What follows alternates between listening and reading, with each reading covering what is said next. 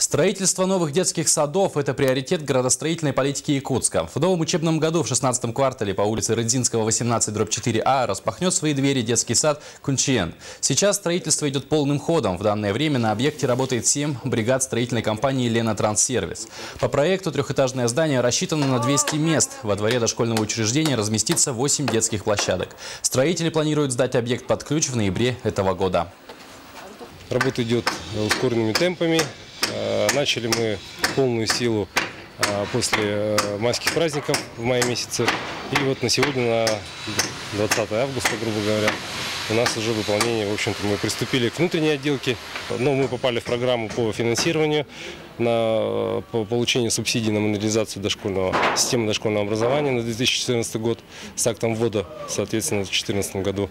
За счет федерального бюджета будет профинансирован объект, за счет республиканского бюджета будет профинансирован объект и за счет городского бюджета. Вот. Но на сегодняшний день, значит, финансирование осуществляется за счет собственных средств, получено из городского